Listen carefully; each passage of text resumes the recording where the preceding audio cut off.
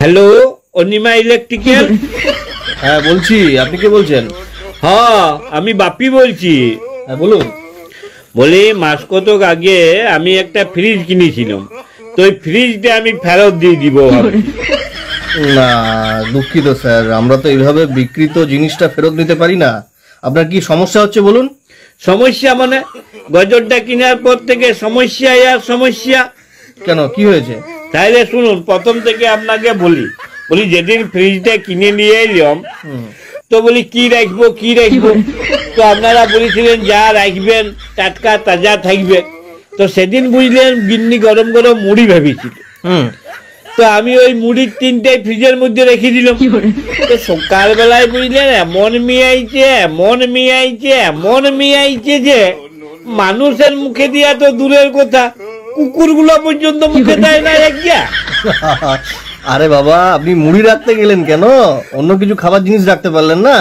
রেখেছিলাম, বিস্কুটের ডিব্বাটাও রেখেছিলাম। বিস্কুট গুলো আবার রাখতে গেলেন কেন? ওটা তো নিশ্চয় নরম হয়ে যাবে। আর নরম পাতলা পাতলা পায়খানার মতন এমন ল্যাটপেটা হয়ে গেছিল একগিয়া। তবে ওটা কুকুরগুলো বেশ ফুর্তি করে চেটে পুটেই খাইছে। কেন, আপনি ভাত ডাল শাকসবজি কিছু রাখতে পারলেন না? আর ভাতের কথা বলবেন নাই, তো সেদিন খাওয়া দাওয়ার পরে ভাতটা বাড়ি গেছে। তো গিন্নিকে বললাম, শুনো এক কাজ করো, ভাতটা জল ঢেলে ফ্রিজে রেখে দাও, দেখি ফ্রিজে আমার নিটা কেমন হয়। তো গিন্নিও কি করলে, ভাতে জল ঢেলে ডেকচি শুদ্ধ ফ্রিজে রেখে দিল।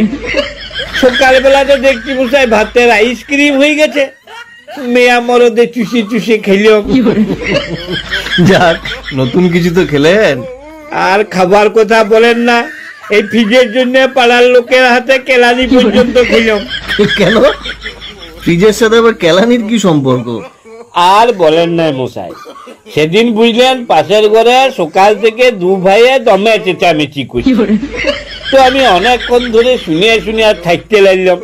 যে ওদিকে যে পরে বললাম, বলি শোন, তোরা এত মুখে মুখে না চেঁচাইয়ে ফাটাফাটি গুটাগুটি লাঠালাঠি যা পারবি কর, যত বরফ লাগবে আমি দিব, তোরা ঘষবি। আমি নতুন ফ্রিজ কিনেছি, বরফের অভাব হবে। তো তাহা মশাই নিজেদের গন্ডগোল তো থেমে গেলে, যে দু ভাইয়ে মিলে আমাকে একদম কাতলা পাড়া করে দিলে। এসব ঝুট ঝামেলার মধ্যে আপনার থাকার কি দরকার ছিল? বলি নতুন ফ্রিজ কিনেছি, যদি কিছু লোকের উপকারে লাগে তো লাগুক। তো তা মশাই আজকালকার দিনে যাচ্ছে লোকের উপকার করতে নাই। কিন্তু এটা তো মানবেন যে আপনার গ্যাসের খরচ অনেক কমে গেছে। আর গ্যাসের খরচ কমার কথা বলবেন নাই, ডবল হয়ে গেছে, ডবল। কি করে? এই যে আমার গিন্নি কি করে, কালকের রান্নাটা আজকে করে রাখে, বলে যে গরম গরম রাঁধবো আর খাবো কি, তাইলে ফ্রিজ কিনেছে কিসের জন্য? তো একদিন রান্নার জন্য গ্যাস পুড়ছে, আর তার পরের দিনে গরম করে খাবার জন্য আবার গ্যাস পুড়ছে। আচ্ছা, তবে আপনাদের এই ফ্রিজটা বুঝলেন আমার ছোট খোকার মতন পেচ্ছাবের দোষ আছে। মানে? আর বলবেন নাই, ওই যে সেদিন রাত্রে বেলায় দমে জল ঝড় বৃষ্টি হইল, যে সারা রাত কারেন্ট ছিল নাই। হ্যাঁ। তো ভোরবেলায় আমার ঘুমটা ভেঙে গেলে, তো উঠে দেখছি মেজাটা জল সব করছে। তো আমার গিন্নিকে বললাম, বলি হ্যাঁ গো, ছোট খোকা কি মেজাটা তো মুছে দিচ্ছে? তো গিন্নি বলল, ছোট খোকা মেজাই মুছতে যাবে কেন, তো বিছানাতেই 3 বার মুছে দিচ্ছে। দিয়ে লাইটটা জ্বেলে দেখছি যে ফ্রিজের তোলা থেকে কলকল জল বেরোচ্ছে। সারা রাত ধরে বাবু মুছেছেন। আসলে ব্যাপারটা কি, কারেন্ট ছিল না তো ফ্রিজের বরফ গুলো গলে জল হয়ে গেছে, সেই জলটা ওভারফ্লো হয়েছে। আচ্ছা একটা কথা আমাকে বলুন দেখলি, এই ফ্রিজে তো হিমালয় পাহাড়ের মতন গাদা গাদা বরফ জমে কি করে? আসলে ফ্রিজের মধ্যে একটা মেশিন লাগানো থাকে, তার কাজ হচ্ছে ভেতরটাকে ঠান্ডা করা। আর আপনি তো জানেন যে বাতাসের মধ্যে জলকণা ভেসে থাকে, তো ওই জলকণা গুলোকে টেনে ভেতরে বরফের মতো জমিয়ে দেয়। এই বাবারি, তাহলে আমাদের মন্ত্রীটাকে আর ওই মেয়া ছেলেটাকে ইডিতে এমনি এমনি ধরলে? সে আবার কি, মানে এই ফ্রিজের সাথে মন্ত্রী মেয়ে ছেলে এদের আবার কি সম্পর্ক? কেন, আপনি শুনেন নাই কলকাতার বাতাসে টাকা উড়ে? তো নিশ্চয়ই ওদের ফ্ল্যাটে সেরকম কিছু মেশিন ছিল সেই টাকাগুলোকে টেনে পরে ভিতরে বান্ডিল বান্ডিল জমাই দিয়েছে।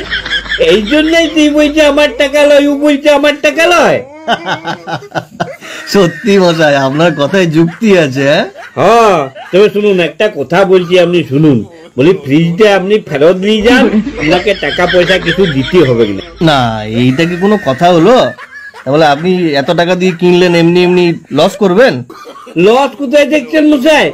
বলি যদি 6 মাস আমি ফ্রিজটা না চালাই, তাহলে তো আমার গ্যাসের দামে আর ইলেকট্রিকের দামেই তো আমার ফ্রিজের দাম উঠে গেল। তারপরে তো সারা জীবন আমার লাভই লাভ। সে ঠিক আছে, কিন্তু ধরুন আমরা গাড়ি করে যাব, ওটাকে নিয়ে আসবো, একটা ক্যারিং খরচা আছে তো। কেডিং খরচটাও আমি দিব। আমার বড় বেটার জন্য 19 বার সম্বন্ধ দেখতে গেছি, মনে করবো আরো 2 বার গেছিলাম। সবই বুঝলাম, কিন্তু আপনি একবার আরো ভেবে দেখুন দাদা। আমরা ধরুন আনতে যাব, আপনি এত টাকা খরচা করে শখের জিনিস কিনলেন, তো ওটাকে কষ্ট হবে না? ছেড়ে দেবেন? কি করবেন বলুন? বলি ধরুন কালকে আমি খাসি মাংস ভাত খাইছি, সকালবেলার থেকে পেটটা ভুটুর ভাটুর করছে, তো আমি খরচা করে খাইছি বলে 2-4 বার বাদ কম্বটা ছাড়বো নাই।